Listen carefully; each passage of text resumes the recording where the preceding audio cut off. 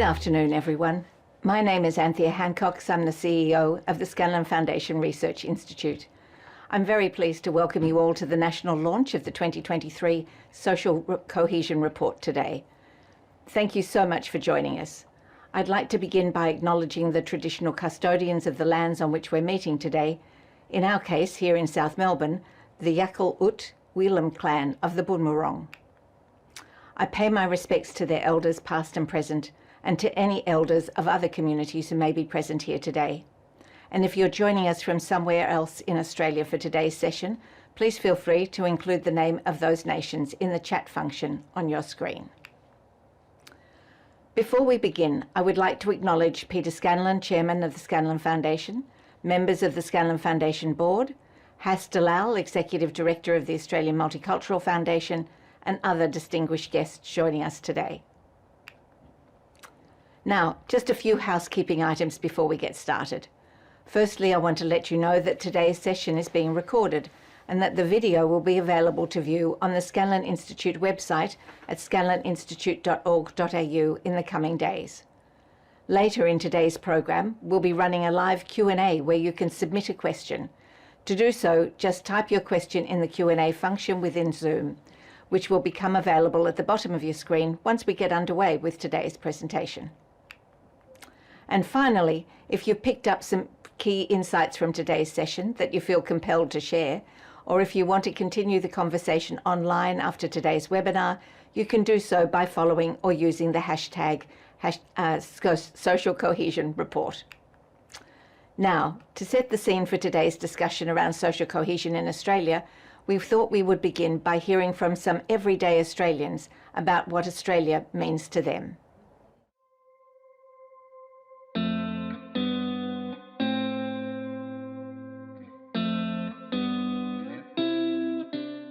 The one thing that's really stand out for Australia is the people here.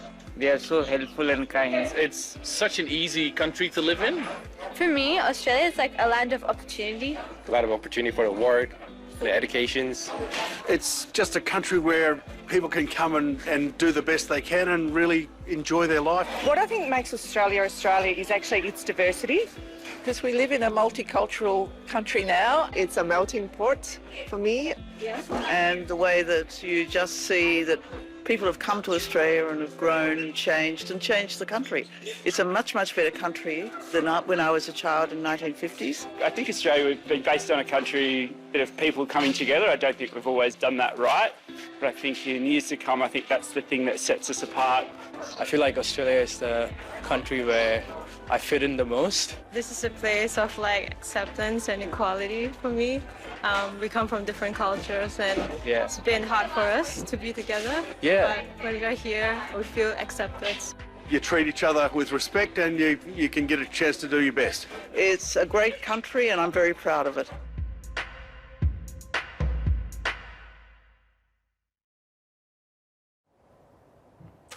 Those responses give us a good insight into some of the ideas that many of us might think of when we think about social cohesion in Australia. Of course, if there's one thing our research shows in this space over the last 16 years, is that social cohesion is not static. It is constantly changing, swayed by local and global events that creates challenges to our sense of belonging, worth and acceptance. So how have the events and contexts of 2023 impacted Australia's social cohesion? Well, that's what we're here to find out. Before I introduce you to today's presenter, let's begin with a short summary of the key changes and trends to come out of this year's Mapping Social Cohesion report.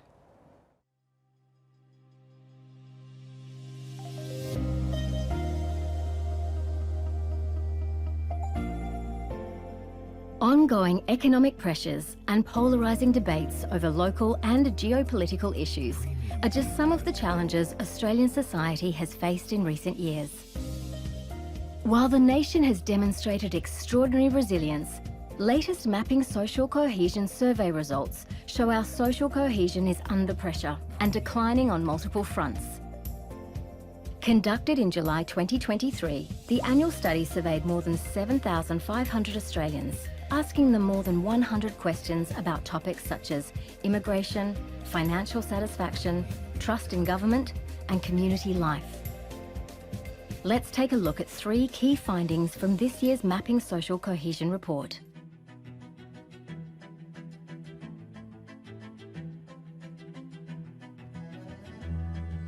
More Australians are struggling financially in 2023. The proportion of people who are satisfied with their finances, for example, has dropped to 61%. That's less than last year and significantly less than in the 2 years prior. It's not just personal finances that are causing worry.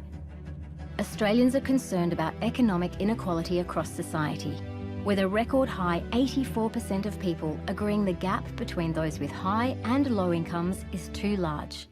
People who are struggling to pay their bills are much less likely to feel a great sense of belonging in Australia and much more likely to feel pessimistic about the future. With more Australians under financial pressure in 2023, it's perhaps not a surprise that our sense of worth and social inclusion are lower this year.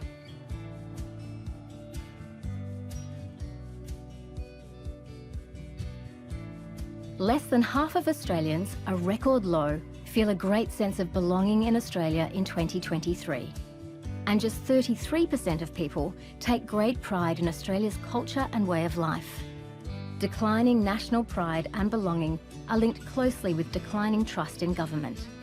Just 36% of people in 2023 trust the federal government to do the right thing for the Australian people. With more people worried about economic inequality, we're less trusting of government, more worried about the future, and less connected to Australian values and society. This is an important call to action for government and the community to help ensure everyone has the opportunity to contribute to society to the fullest.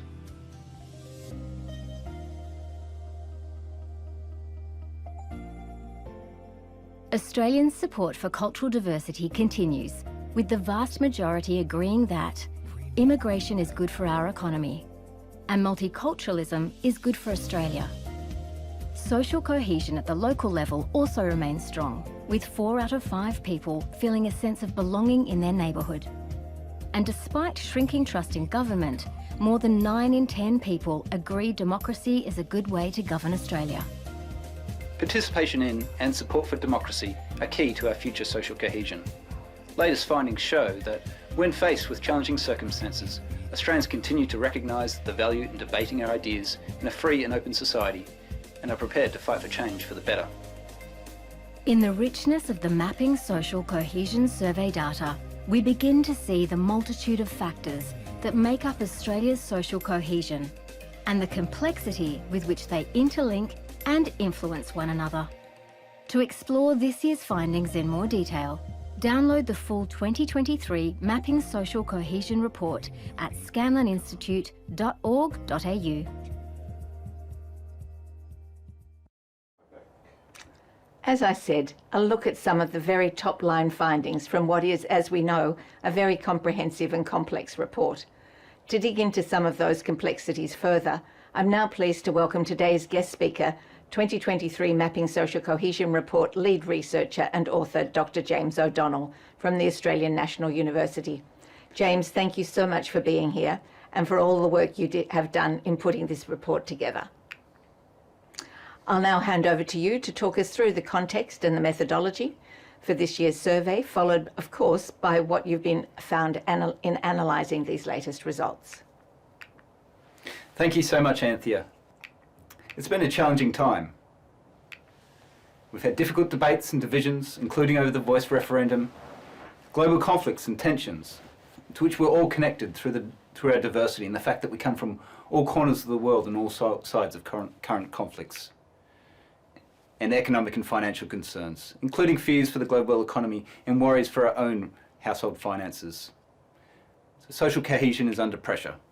And in 2023, Australians are reporting a weaker sense of pride and belonging in Australia, increased financial stress and declining financial satisfaction, increased concern for economic inequality, weaker trust in government and people generally, increased pessimism for the future, and greater division on key challenges and issues. But we remain connected and engaged in our local communities. More than 8 in 10 of us have neighbours that help one another and get along well with each other. 55% of us are actively engaged in social community and civic groups. We continue to value multiculturalism, the relationship with First Nations Australians and the contribution of immigrants to Australian society. Nearly 90% of us agree that multiculturalism has been good for Australia and that the relationship with First Nations Australians is very important. And we're committed to democracy and engaged in our political system, with more than 90% of us thinking democracy is still a fairly or very good system of government for Australia. So these are the key findings of this year's Mapping Social Cohesion study. The centrepiece of this study, as always, is the National Survey. It's now into its 17th year. As usual, it was conducted in July of this year, and we had more than 90 questions related to social cohesion and related attitudes, perceptions and behaviours. This year we had more than 7,700 people complete a survey, making it the largest survey in the series' history. We had almost 7,500 people complete the survey through the Social Research Centre's Life in Australia panel.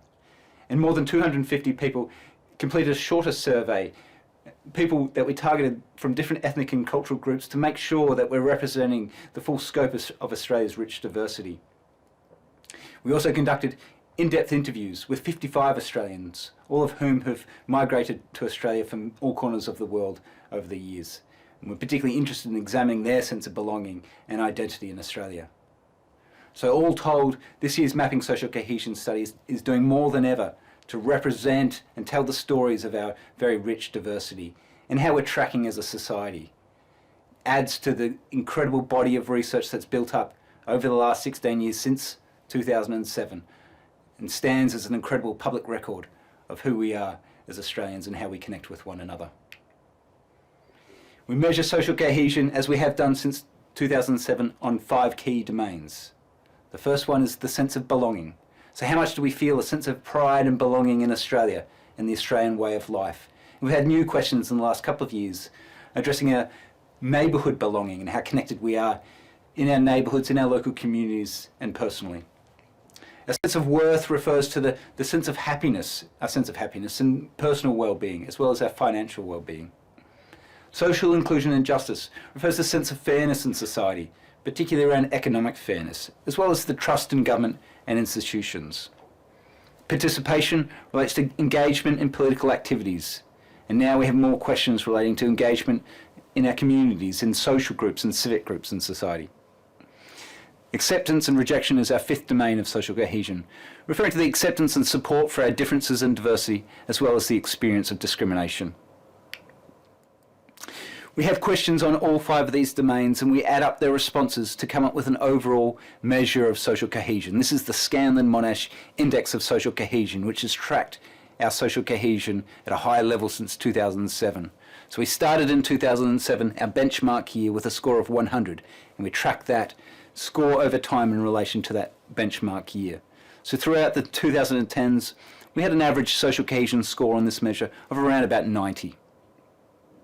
Then, when we transitioned to the Life in Australia panel, the Life in Australia panel was primarily an online survey, and whereas previously it was entirely a telephone survey.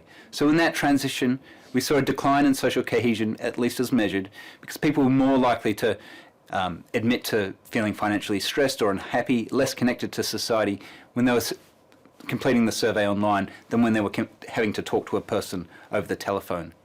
We can measure and adjust for this effect though, and when we do that, what we see is social cohesion, it increased from that score of 90 through the 2010s. It picked up during COVID-19. We had a galvanising response to the pandemic. But since then, social cohesion has been declining.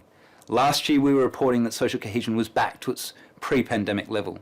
This year, though, in 2023, social cohesion is below its pre-pandemic levels and at the lowest point in its history since 2007. So social cohesion is declining on these measures. So over the last year, we saw a 3-point decline in our sense of national pride and belonging. And we had a 10-point decline since the 2010s. We've had also a 3-point decline in the sense of worth over the last year, with a 6-point decline since the 2010s. A 9-point decline in social inclusion and justice over the last year, and a 13-point decline since the 2010s. Our political participation has been stable and resilient over the last year and since the 2010s, while our sense of acceptance, has declined 9 points over the last year, but is reasonably in line with its average during the 2010s. And overall, social cohesion has declined 5 points since 2022 and 6 points since the 2010s. So as I say, lower now than it has been since 2007. To start to dig into why this is happening, let's start with the sense of belonging. So in 2023, 48% of people say they have a great sense of belonging in Australia. Now, this is the lowest we've ever recorded this proportion since we first asked this question in 2007. So in the first time it's slipped below 50%. So since 2020, the proportion has declined by around about 15 percentage points.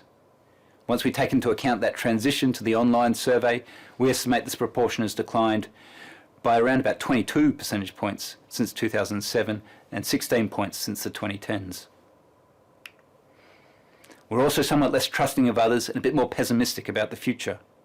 So in 2023, 47% of us say that generally speaking, most people can be trusted. Now this is reasonably in line with its pre-pandemic average, although it's declined since 2020 when we got up to 53% of people saying this. We are though more pessimistic, both in terms of Australia's future and our own lives. So 41% of us in 2023 saying that we're pessimistic about Australia's future, and 26%, or 1 in 4 of us, saying we think our own life will be worse in the next 3 or 4 years. Both of these are higher than we've recorded them. In the case of that pessimism about Australia's future since we first asked this question in 2018, in the case of their own lives and whether that be worse in the next 3 or 4 years, the highest it's been since 2007. Trust in government. So in 2023, 36% of us say the federal government can be trusted all or most of the time to do the right thing by the Australian people. Now this has come down a little bit since 2020, but we had a galvanising effect during the pandemic, where we responded really positively to government efforts to protect our health and material well-being. But it's come down now, and we've lost that pandemic-related spike. We're now back to where we were in 2019, perhaps a little bit, still a bit higher than where we were during the quite politically tumultuous 2010s.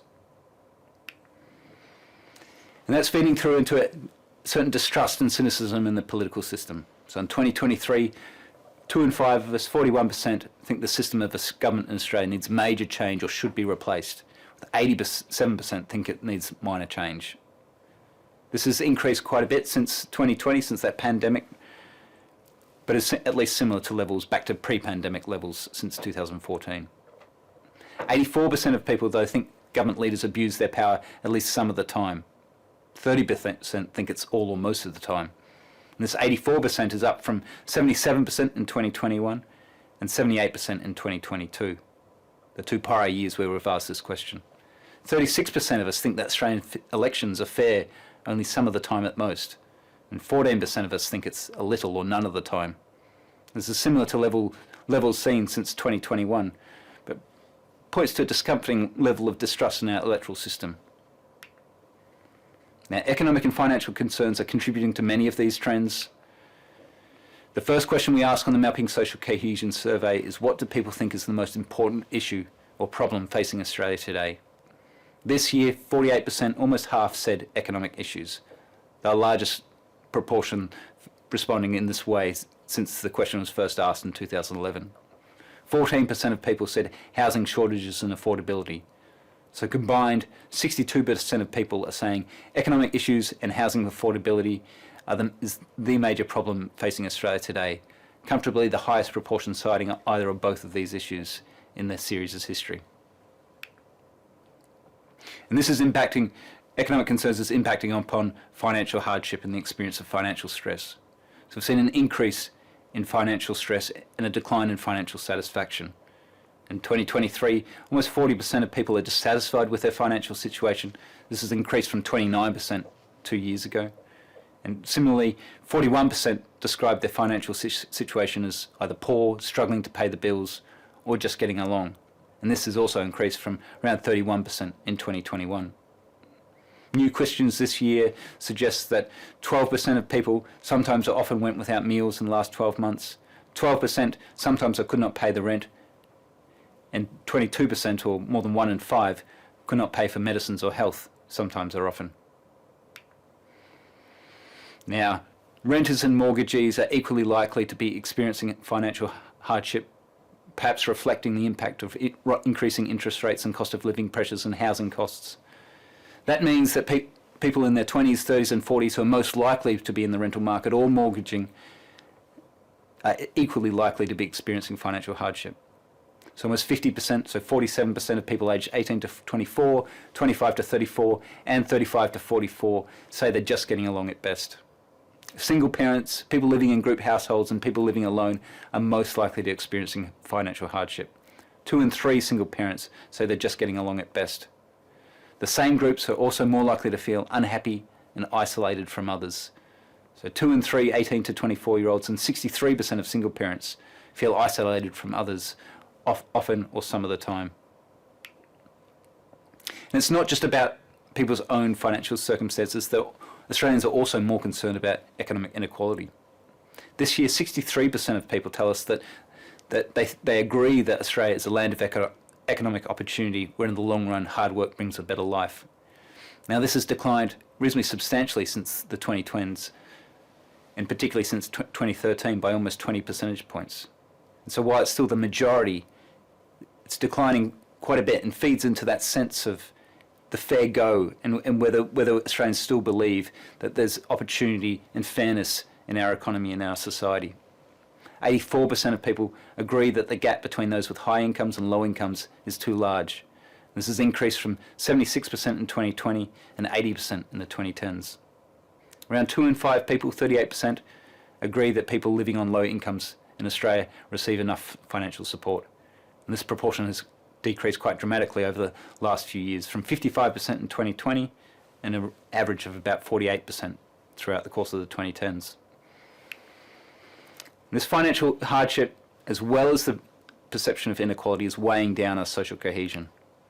So compared with people not experiencing financial hardship, those experiencing severe financial hardship are 42% less likely to have a great sense of belonging in Australia, 58% less likely to trust the federal government all or most of the time, 50% less likely to believe people generally can be trusted, 2.3 times more likely to feel isolated from others, often or some of the time, and 2.4 times more likely to believe life in Australia will be worse in 3 or 4 years, and 21% less likely to agree that migrant diversity makes Australia stronger.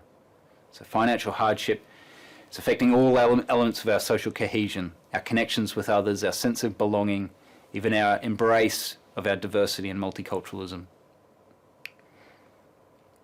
Similar story with respect to the perception of economic inequality. So those most concerned about inequality are much less likely to have a great sense of belonging in Australia, much less likely to trust the federal government all or most of the time, and more than twice as likely to feel pessimistic about Australia's future. And then we're also a little bit more divided on key issues. Between July 2022 and July 2023, when we ran the survey, we saw a big decrease in support among Liberal national voters in their support of the voice, and declining concern for climate change. So we're seeing a little bit of polarisation on these issues. We can see some of this polarisation also by comparing the period before and after the last federal election in May 2022. So among Liberal national voters, trust in the federal government has declined very substantially by 40 percentage points, while belief that elections are fair most or all the time also declined by a very substantial 13 points. Liberal national voters then also becoming increasingly pessimistic about Australia's future. So it sort of potentially speaks to a certain emerging polarisation on some of the key issues facing Australia today. Now, it's not to say this is a major cause for concern. We expect and hope that our attitudes and experiences are reflecting our political preferences. That speaks to the fact that our democratic system is doing a good job of representing our differences and our views and our ideas. But this polarisation does play into the global social and political challenge around polarisation. Australia has done so well to date in managing and preventing significant polarisation.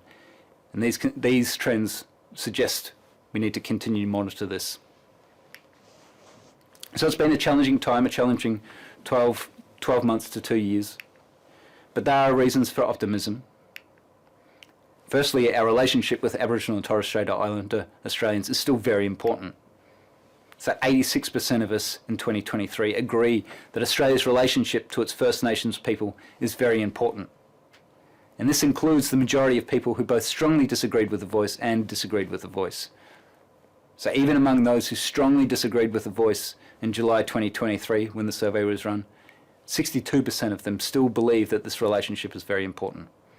Similarly, 85% of us think that it's important for Indigenous histories and cultures to be taught in the school curriculum. And this again includes the majority of people who disagreed and strongly disagreed with the voice referendum. So the referendum itself has been a difficult and divisive debate, but there is a strong commitment to the relationship and a platform for further discussions and future discussions about what's next for reconciliation in Australia. And we remain engaged in our democracy. So around 93% of us still believe that democracy, in which members of parliament are chosen in an election, is a fairly or very good system of government for Australia. Around about 1 in 5 people, or 20%, think that having a strong leader who does not have to bother with parliament elections is very good or fairly good. So that's something to monitor. We'll say, though, that among those people, they don't necessarily favour this more authoritarian system over a democracy. In fact, our data suggests that only around 4% of people nominate this sort of authoritarian system as having as being more favourable than a democratic system. And we remain engaged in democracy. So our turnout at the last federal election and at the voice referendum were both really strong. And we're engaged in other ways too. So around half of us have signed a petition in the last year. More than 1 in 3 have written or spoken to an MP, joined a protest or a boycott. 26% of us have posted or shared anything online. 13% of us have got together with others to resolve a local problem. So we're still engaged in our democracy and our political system. All of these proportions have been resilient over recent years. And this is important to our social cohesion. So despite our debates and our divisions, we're engaged, we're fighting for change and strengthening democracy, looking to strengthen democracy and looking to fight for change for the better. And it's really critical to social cohesion and our future. And we remain connected to our communities. So more than 80% of people, 83% agree that people in their local area are willing to help their neighbours. 82% agree that their local area is a place where people from different national or ethnic backgrounds get along well together. And 80% of people agree that they feel they belong in their neighbourhood. Now these proportions have traditionally been quite high since we first started asking some of these since 2007. During the COVID pandemic, some of these increased and they remain strong in 2023. So we're suggesting here that the connections we have in our communities is a really strong form in which we remain connected to Australian society, remain connected to each other. And during the pandemic, we came to know some of our neighbours better. We became connected to them better. We knew that they were a source of support when times were tough. And that sort of benefit is a potential lasting legacy because those bonds and that understanding that our neighbours are there for us is not so easily broken.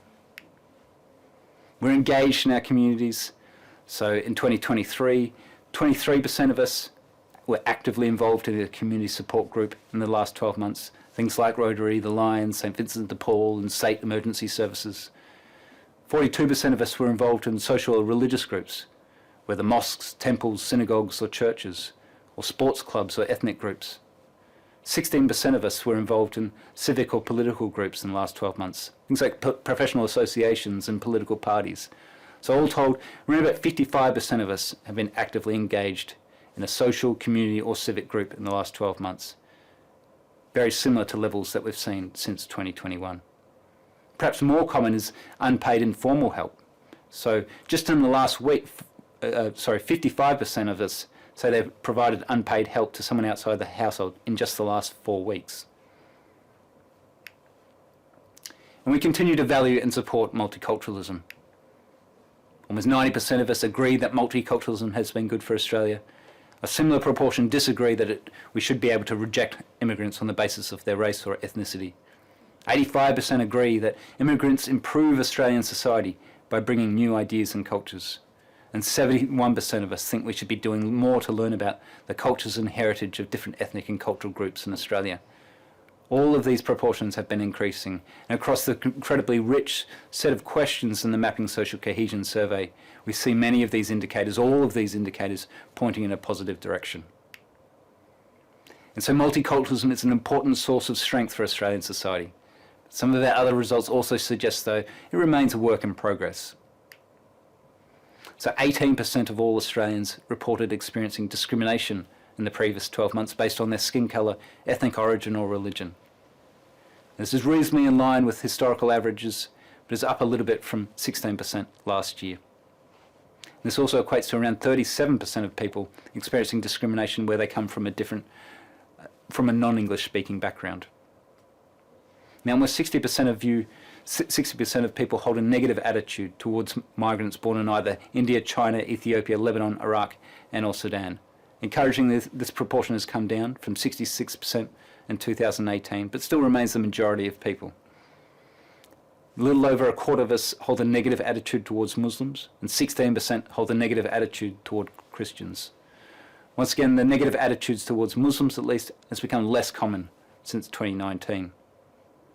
62% of us, though, in 2023 believe that racism is a fairly or very big problem in Australia. Attitudes to people of different faiths, as I say, around 27% of people have a negative view of Muslims in 2023.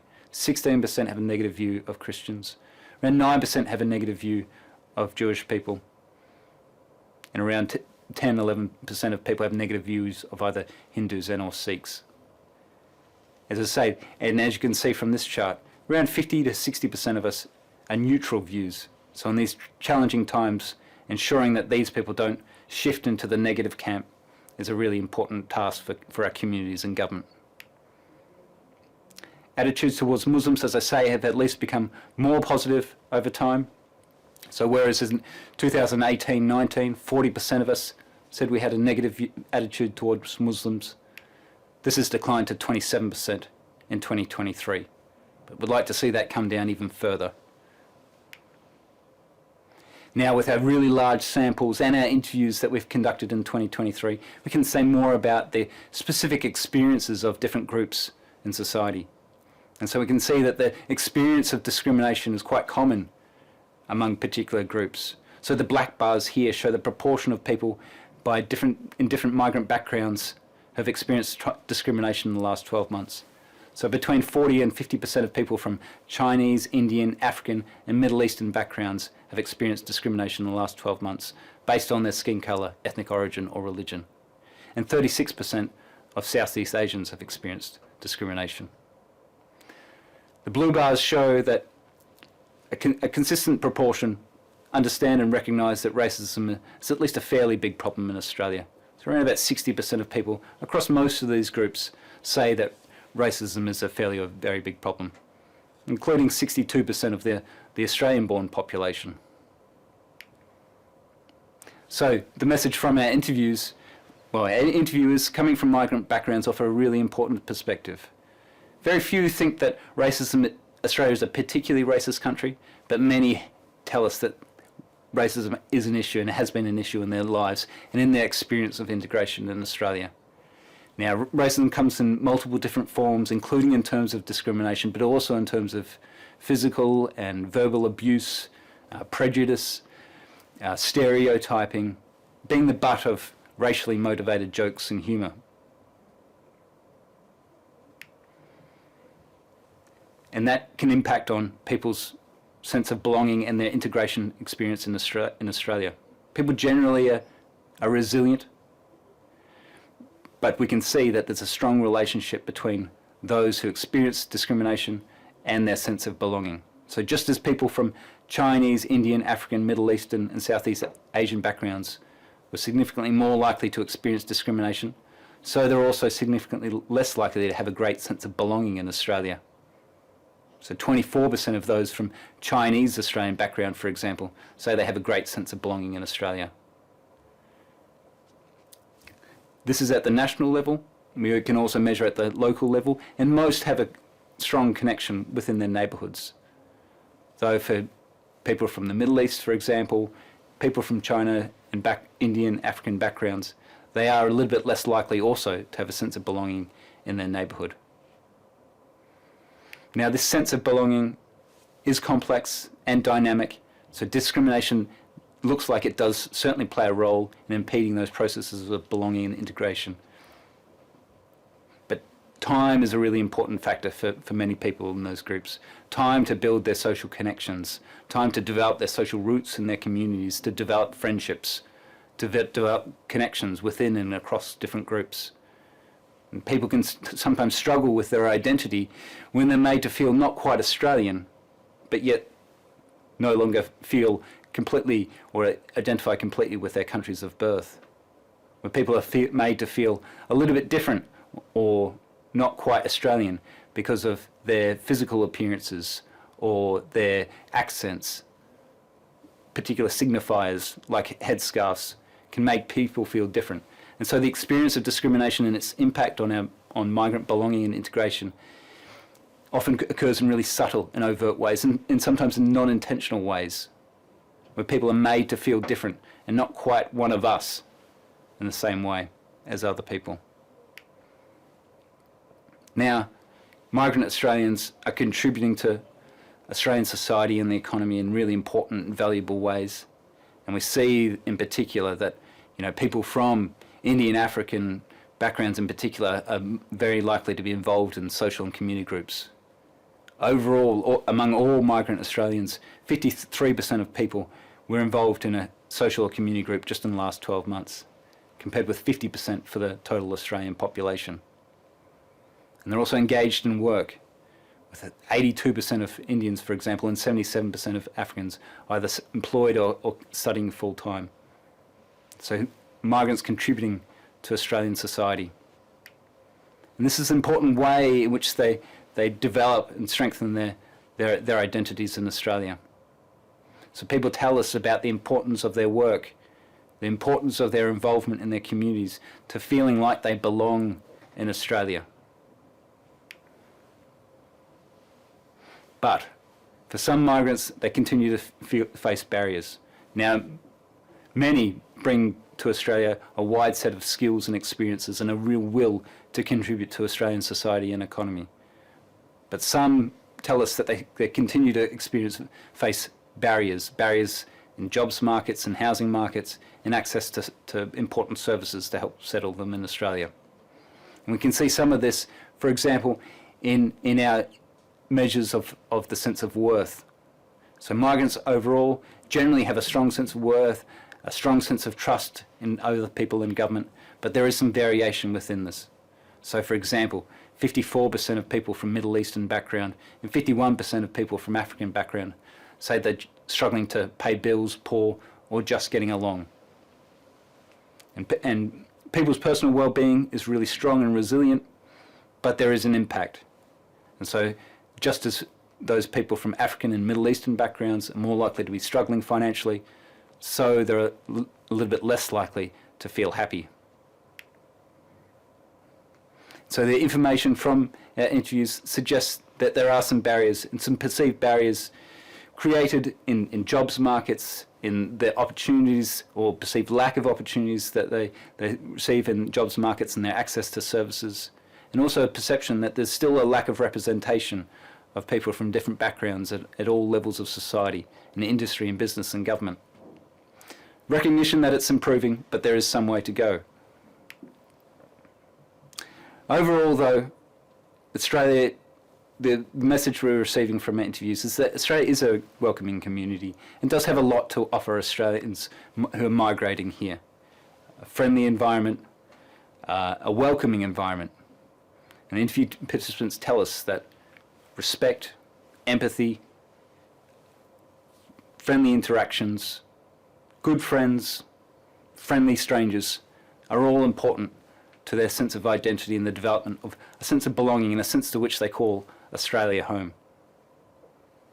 This is something that Australia provides to a large extent, and people really value that welcoming culture, the sense to which they can provide for their families materially, the freedom, the lifestyle are all valued aspects of Australian culture and society. But as I've discussed, There's still some barriers that must be faced, but a real strong platform for addressing some of these constraints. So the challenges today to Australian society are many and varied. We've had a difficult debate, some difficult social debates around things like the voice, which strained some of the bonds within the society.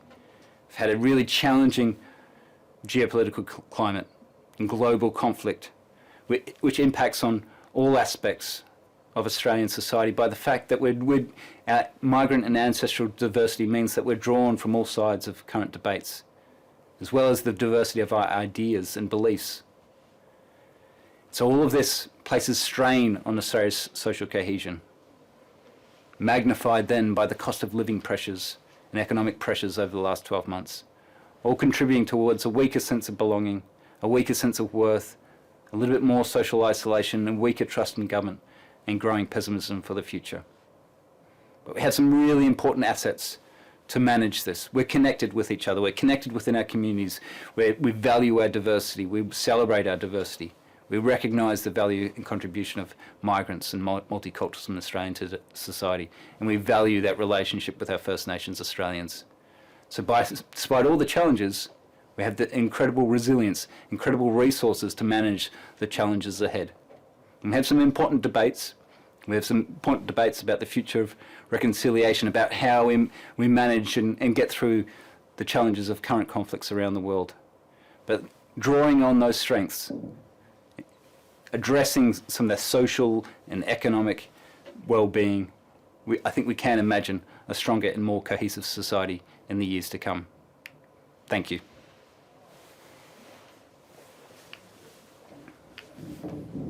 Thank you, James, for that summary, although it was a very comprehensive summary. As always, lots to unpack in those findings, and I can see we've already received lots of great questions from our audience. Thankfully, we have the rest of the program to get to them. Remember, you can continue submitting questions in the Q&A function to the bottom of your screen, or vote for an existing question that you'd like to see answered as well. Now, I might start with a few questions, well, at least the first question on my own. James, in last year's report, we spoke about Australia's social cohesion being at a critical tipping point. This was the context of having seen a significant boost in many indicators during the pandemic, and then a decline in several of those indicators in the years immediately after, particularly as economic uncertainty became an increasing concern for many. So 12 months on, where do you see us in terms of this tipping point?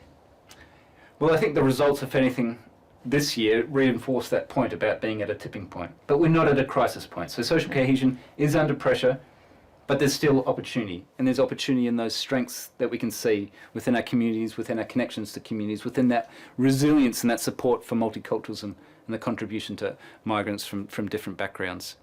So that's a really, so while, I guess we don't want to labour the metaphor too much, but I guess that crucial juncture sort of continues for Australia. And in the next few years, it's going to be crucial to make sure that we're able to manage these really critical challenges. So be concerned but not alarmed. That's right.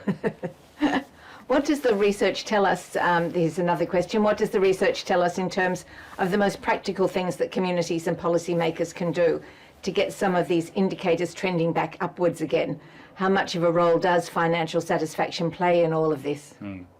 So I'm really hopeful that this sparks a national conversation. So we're not for any moment suggesting we've got all the answers, do we? But we've got some important findings. We know where the pressure points are. We know some of the ways in which we can look to address. But we want to talk about this as a community to understand what are the things that we can do to sort of strengthen and recover that social cohesion. We did see some bumpiness around sort of people's degree of optimism around their financial security. How important is it to try to find ways of being optimistic about the future? So it is critically important. Obviously, those cost of living pressures are a real strain on people's, not only their finances, but their sense of purpose and well-being and connection within society. So addressing some of those pressures is going to be really critical to how we manage in the next few months. But remembering that we are connected. And that neighbourhood relationships and connectivity, a help to sort of stabilise others as they're going through difficult times as well. An incredible source of support that we can draw on Absolutely. to manage our challenges collectively and together. Another question says, in preparing this year's Mapping Social Cohesion report, we've taken extra steps to ensure we are reflecting the views of all Australians, particularly in view of our vast ethnic and cultural diversity. Can you talk a bit more about what this involved and why this was undertaken? So yes, well, the first thing to say is we had the largest survey in the series. So we had more, as I said, 7,500 people complete the survey through the Life in Australia panel. And then another 250 people targeted groups to make sure that we could boost our representation in these different groups and make sure that we're able to speak to more of the experiences of Australians from all walks of life and coming from all corners of the world. And then our interviews as well, conducting 55 interviews specifically with people who have migrated to Australia over the years. I think this is a really important complement in addition to the series and helping us to explain more about these experiences, telling more of those stories and being able to really round out our understanding of our incredible diversity and the diverse experiences in Australian society. I think we should also explain that the people who are on the panel who answered, the 7,500 or so that answered on the panel, that was all done in English. Whereas the shorter interviews that were done with the 250, those interviews were offered in multiple languages, weren't they? That's right, yes. So we gave those people an opportunity to complete the survey in one of 4 different languages based on what would work best and what languages would work best to make sure that we're able to cover as large a section of the community as possible. Yeah, and I think many of your slides really did demonstrate some of that difference of opinion between people from different cultural or ethnic groups as we went through those slides, so people would be able to see more of that information in the report itself on the website. And it's an incredible wealth of information, and so stay tuned to the Institute's website as well. We'll have more to say on these findings, won't we? Absolutely. So some people are asking about the difference related to age. So maybe you could address what younger people feel versus older people in relation to social cohesion. And so age is an important factor in the sort of differences between generations. So younger Australians in particular tend to report a lower sense of belonging in Australia, a little bit less trust in other people, a little bit more social isolation, and greater concern for social inclusion and justice, but very accepting of diversity and multiculturalism. For many, have grown up within sort of a very diverse situation and have close friends from diverse backgrounds, and that's changing as well. That's not to say that older people aren't increasingly embracing our multicultural society, and that's been one of the encouraging trends over the last few years, that support for multiculturalism is widespread across Australian society.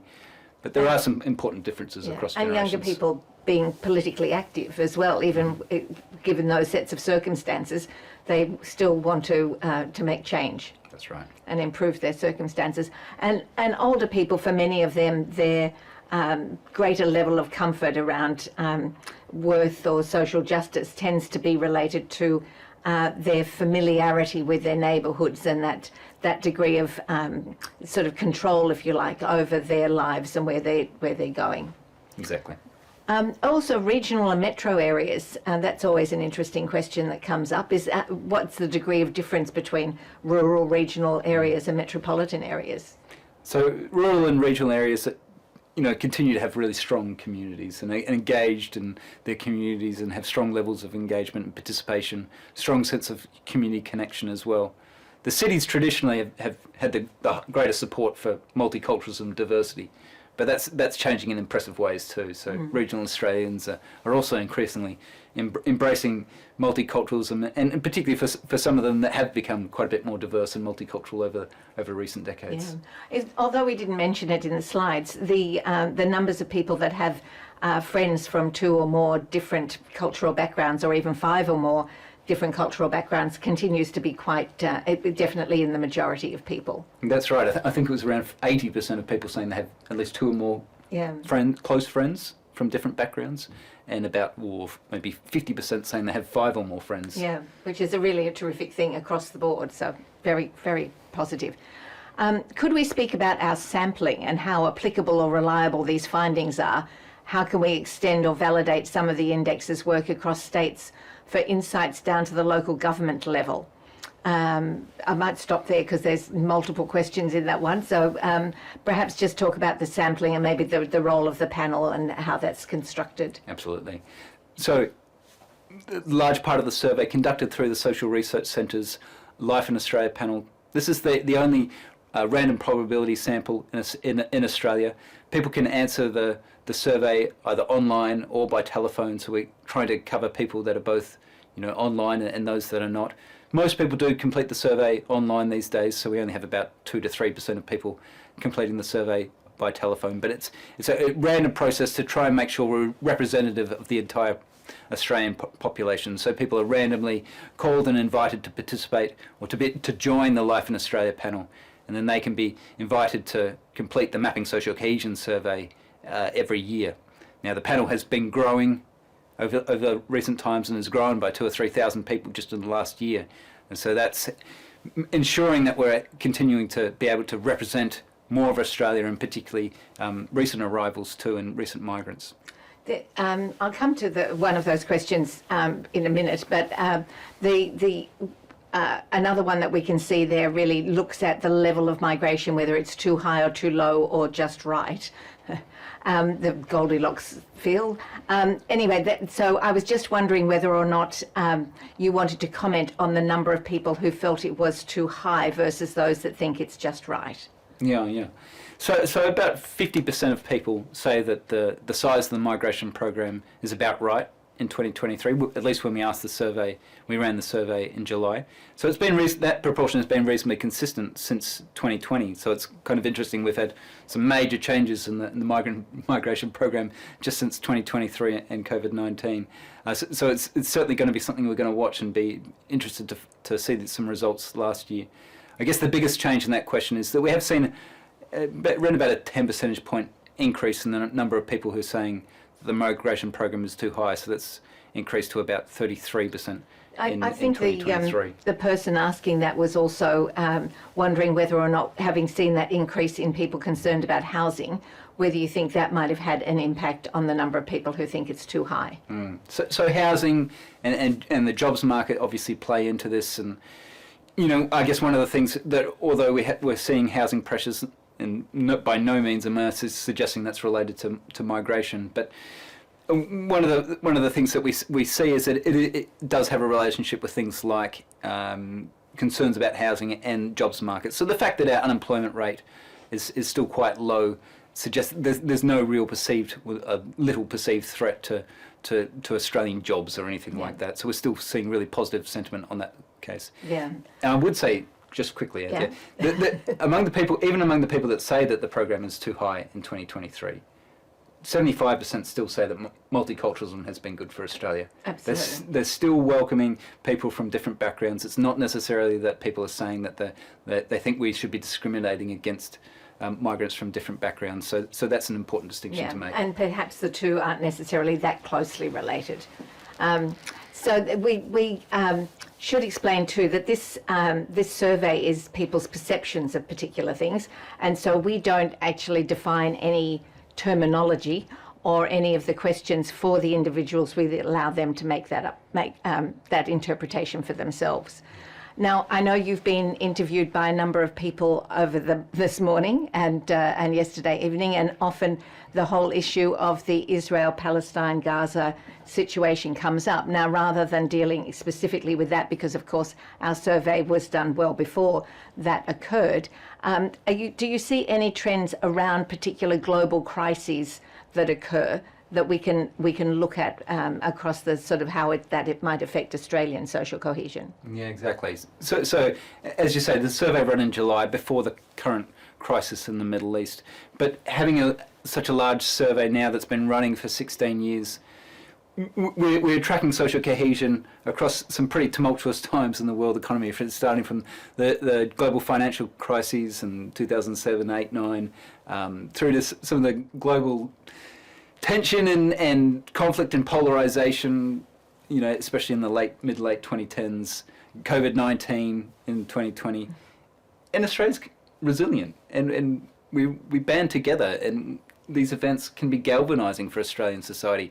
I'm not for a moment thinking the current conflict is not a really challenging situation, but I think this is going to be a real challenge for multiculturalism in Australia. But we have some great resources there, and those connections that we have. So with some respect, some empathy, and continuing to recognise and celebrate our differences, and the fact that we are going to have different views on these things, and these are really difficult things to deal with. We're dealing with very real and raw experiences of grief and suffering, but to understand we are connected, and we can manage through this. Yeah, and at the same time, we do know that people's own economic circumstances is something that's very front of mind, even though these political things occur along the way.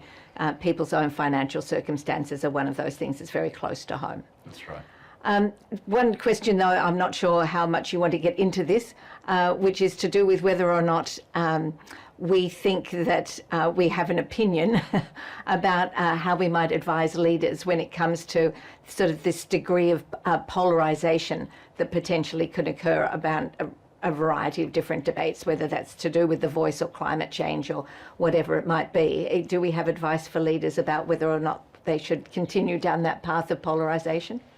Well, we can certainly inform them about the trends and about how Australians are feeling about these things, and ultimately they'll have to make those important decisions, won't they?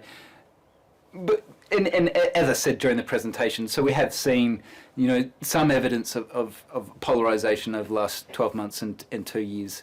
Again, it's not necessarily cause for panic. As I said during the presentation, we do want our political parties to be representing the diversity of ideas and opinions. But I guess we want to make sure that as much as possible that the political and social discourse around these things is respectful, and that we're able to debate ideas, we're able to fight for change, we believe in ideas, we fight for the change, but we still understand and respect people. Yeah, I think that's the most important thing, is that people actually want to participate in their democracy and they want to have a voice, but I don't think there's a lot of openness to importing particular rhetoric or styles from overseas in relation to the Australian context. So, absolutely. Did the research look at the impact of social media on those polarising attitudes? So we don't have a lot that is specifically related to social media, but that might be something that we can talk about for future surveys. But that is, for example, one of the ways in which we hypothesise that distrust, for example, in the electoral process, and a reasonably large proportion, about more than 1/3 of us, that think that elections in Australia aren't fair all or most of the time. And whether that's something that's reflected real experience of Australia or something that may have been imported through social media would be an important question for us to look at. But we know social media is important, particularly for young people. We know the ways in which people connect with Australia is changing for young people, in their sort of relationship with the sort of physical neighbourhoods, and their sort of online communities is changing. And so there are really important ways in which sort of social connections are changing over time, and important things for us to sort of be mindful in how we think about social cohesion in Australia. Yeah, it certainly is worth considering and thinking about into the future. Get back to methodology again. There's a question about whether the 7,500 on the Life in Australia panel sample reflect the cultural diversity of Australia, or do we need the 250 extra to make the sample more representative? Mm-hmm. So we have, among those 7,500, we have about 30% who have migrated to Australia from all corners of the world, which matches almost exactly the proportion for the total Australian population, at least as we can measure from the data from the Australian Bureau of Statistics. So it's representative of the migrant population as a whole. As we talked about, the people on the Life in Australia panel, they're completing the survey just in English. So I guess there is an expectation that they'll have some level of proficiency in English. So that sort of, justifies our efforts to make sure that people from different language backgrounds in particular are still able to participate in the survey. Yeah. And we're representing those voices too. But we're also very aware of the fact that we know that the audience is particularly interested in people from particular minority communities, as many as we can possibly find. And so hence the additional 250, so that we had both were able to really validate what those views were, so we had sufficient numbers to be able to think about their responses to those questions, but also to make sure that we then used the qualitative interviews to validate again what we're finding from those smaller groups of representatives, and doing it in language. So we're trying our best to try to get as representative as possible. Now, local councils, there's always a very great interest in the neighbourhoods and this cohesion that exists at the neighbourhood level. Clearly many are doing really a good job around social cohesion. Is there any other ideas or any thoughts about what they could take away from our findings this year that would help them to improve the work that they're doing?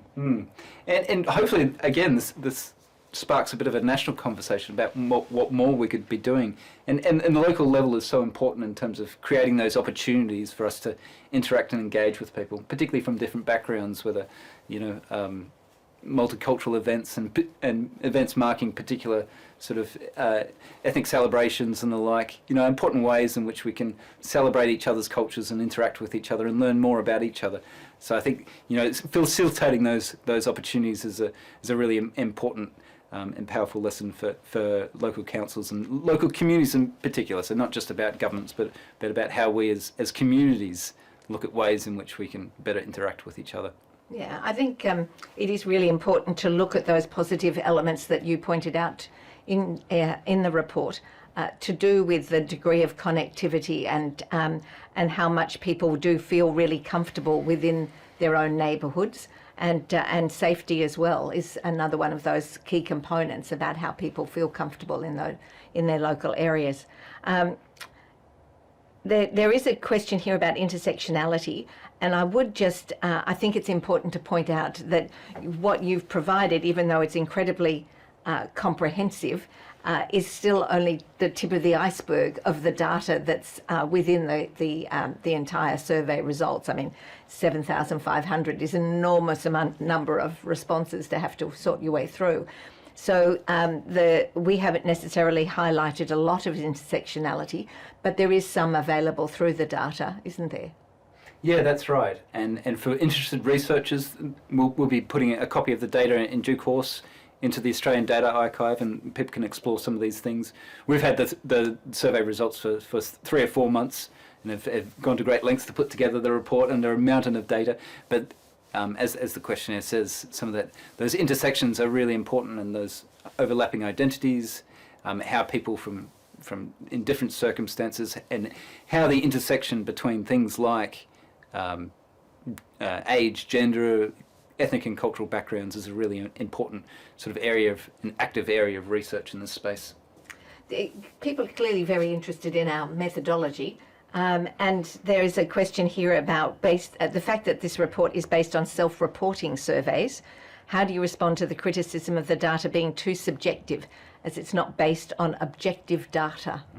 I think that's right up your alley. That's right, yes. So I deal with both objective and subjective data every day in my work, and just recently our launch of the Australian Cohesion Index in September, so it complemented the results, particularly from last year's Mapping Social Cohesion survey, with some objective data. Yeah. But perceptions is really key to social cohesion. It really is about that sense of social connection, emotional connection and ties to other people and communities. Unemployment rates and GDP growth rates and the like, they're important. But we need to understand how people are feeling and how people are managing in their lives, how they're connecting with each other. And that's really where perceptions, experiences, attitudes are really key to understanding, and providing a really comprehensive picture of how we're tracking as a society. Yeah. There are some interesting questions, and I think what they point to is the fact that the more data we give people, the more data they want. And we can't necessarily cover off everything, even though there's 90 questions. in this survey, that's a lot of data, and there's more questions that have ever been asked in regard to social cohesion. So some of the questions, such as things to do with what can be done about improving social cohesion in relation to social segregation in schools, is probably not one that we're in a position to necessarily answer. Would you say, James? No, I think that's a fair point. There may be ways in which we can inform that, Absolutely. at least at sort of a high level. Yeah. But you wouldn't have a try? Oh, nothing's coming completely to mind. No. And then what do results look like for culturally diverse Australians who are not migrants? And I think that's effectively this entire survey is actually population-wide. So it's not surveying just people who are migrants or recently arrived or newly arrived. This is actually what the entire population looks like, which includes culturally diverse Australians who are not migrants. That's right. And so, and we ask about the country in which people's parents were born, and so we've used that in some of our data as well, and looking at sort of second generation Australians whose parents have moved here from different parts of the world, and that gives us some important findings. The differences that we see in the results aren't necessarily overly different from, I guess, what we might call, I guess, third generation Australians and higher, and that really speaks to, well, firstly that so many of us now are sort of second generation Australians, or even more recent than that. Yeah. One of the questions does relate, and I think this is an important one because we don't have a great number of questions in relation to First Nations communities. But we have asked that question about whether or not the population's views in regard to First Nations communities. But that doesn't necessarily enable us to talk about improving engagement with multicultural engagement with First Nations.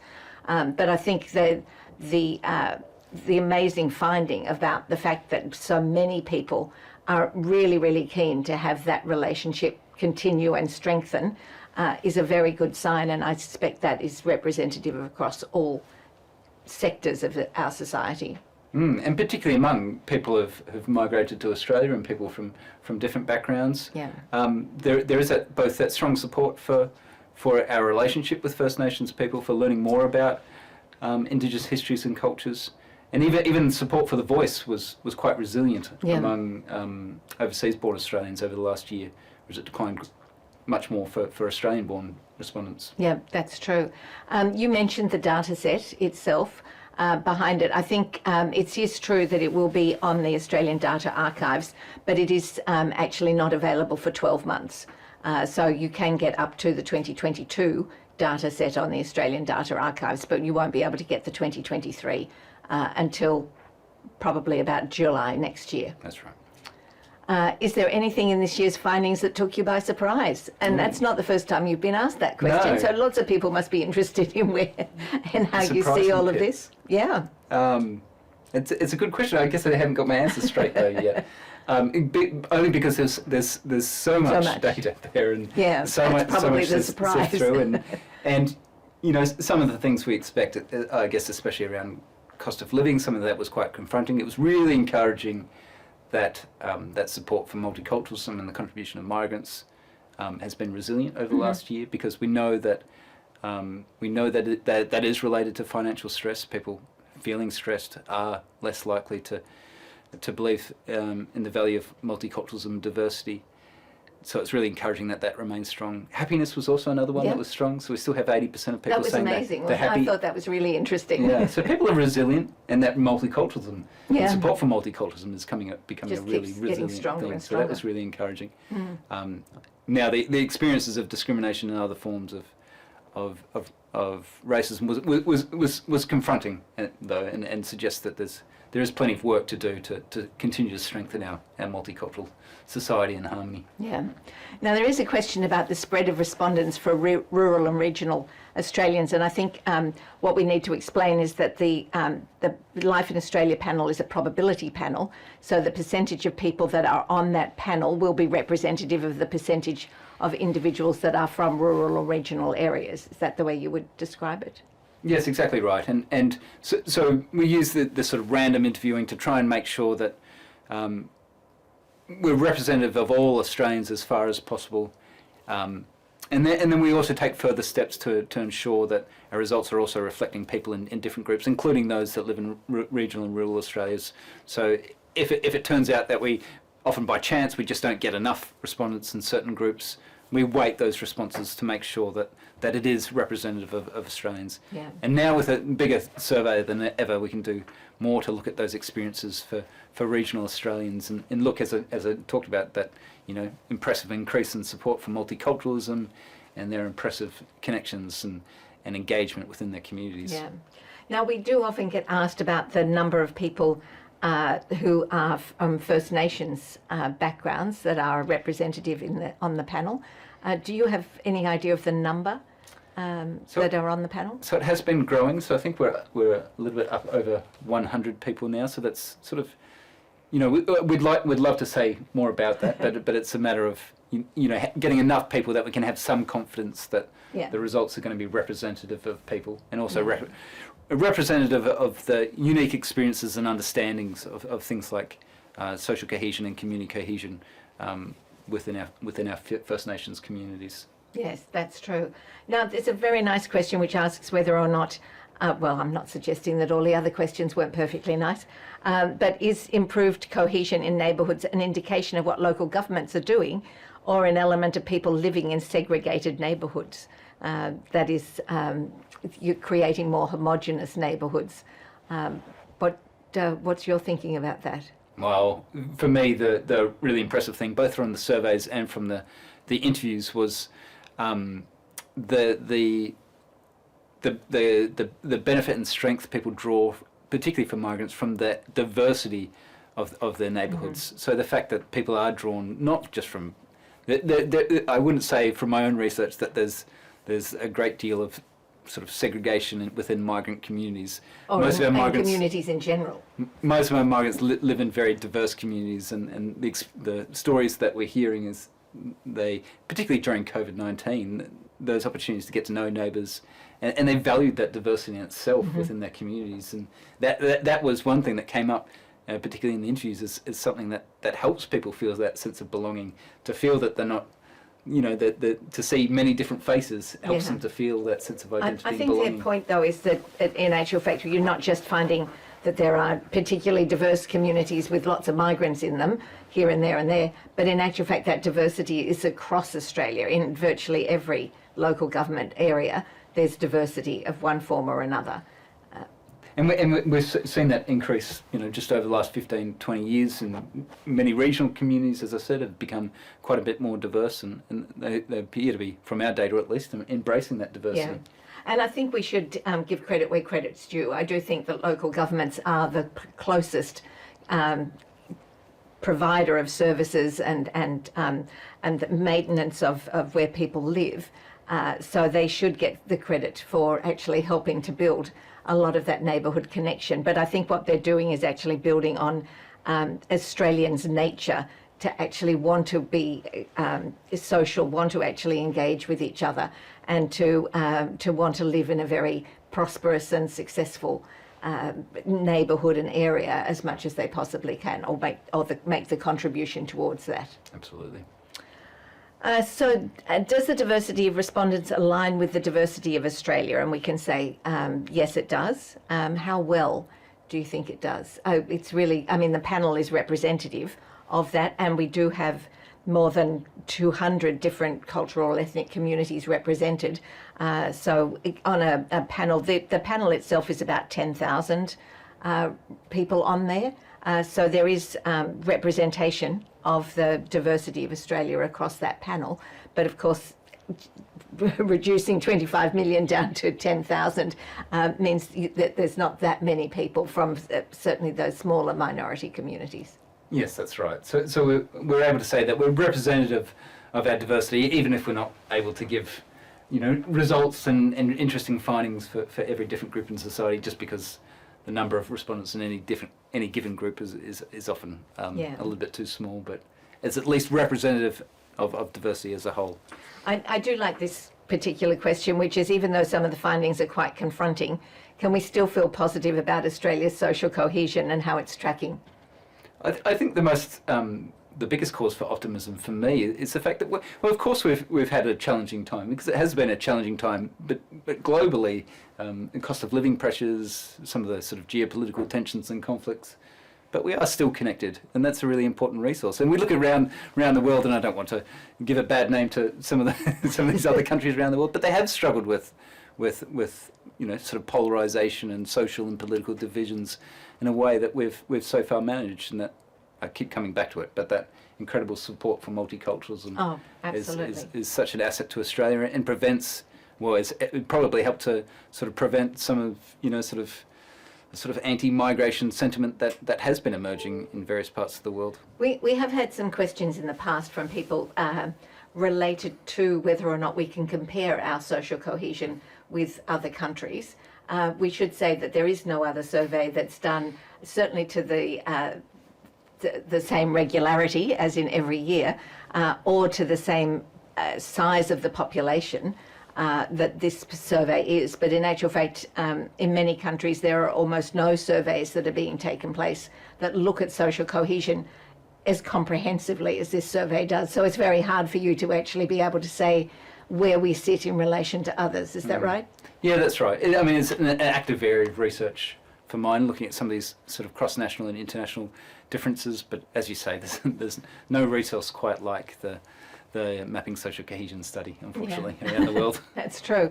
Now, we might just take one or two more questions because we're coming close to the end. Could you please talk about the conflicting message in parliamentary democracy versus strong leadership by unelected leaders, which appears in the survey? Yeah, so this year we had we put to respondents 3 different forms of government, and people were asked to say whether they had a sort of good impression of them or a bad impression of them. And so, as I was saying, so more than 90%, about 93%, said they had a very or fairly good view of democracy. A few had a particularly bad view of democracy. 1 in 5 people, around about 20%, said they had a very or fairly good view of sort of more authoritarian system where you had a strong leader and not necessarily a parliament or elections. And so I guess that 20% is a concern and something we should continue to monitor. But it's a separate question to the one about democracy. So people can say both that they think that this sort of more authoritarian system, for example, is a good system of government, while also saying that democracy is a good system of government. So if we look at who's saying sort of a more authoritarian system is better than a democracy, well, that's a much smaller proportion. So only around about 4% of people sort of rate that authoritarian system more highly than a democratic system. Mm-hmm. Now, somebody has very cheekily asked me whether or not I think councils and their communities will benefit from the process of accreditation of welcoming cities. Some people might not be familiar with the Welcoming Cities program, and I would encourage them to look at welcomingcities.org.au and then also consider whether or not getting more involved in that was a good idea. And I certainly think it is. It makes a big difference. We might finish up, James, on those questions, but I was just wondering from your perspective whether or not there's anything overall, would you say you would like people to leave this session in a more positive mind frame or a more negative mind frame, or how exactly should they leave this and think about the work that they've got to do next? So to remember that we are connected, to respect one another, to maintain that sense of welcome and embrace of our differences and diversity, to remember that we experience some difficult time, we experience some difficult debates and divisions, but if we can remember beneath that we are connected on a much deeper level, I think that's important. We don't agree on everything, we don't need to agree on everything for a cohesive society, but to understand that we can debate our ideas in a free and open society, that's really key for social cohesion, and that's something we've got to really cherish and protect and continue to nurture in the years ahead. So draw strength from neighbourhoods and neighbourhood strength, but understanding that social cohesion gets buffered all the time, and there will always be something that's going to crop up to give it a bit of a shove in one direction, but in actual fact Australia's got some enormous strengths on which to build. That's right.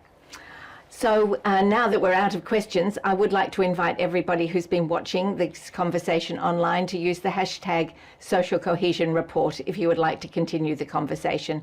I'd also encourage you to visit scanloninstitute.org.au to explore this year's findings in more detail. It's a very comprehensive report, and you'll find the full version of that report online. And a reminder also that the recording of today's session will be available in the coming days at the same URL or on our YouTube account. So you can find that if you just go to YouTube and look for the Scanlon Foundation Research Institute. And to everyone who's tuned into today's launch, thank you very, very much. And I do hope that you all have a great afternoon. Thank you.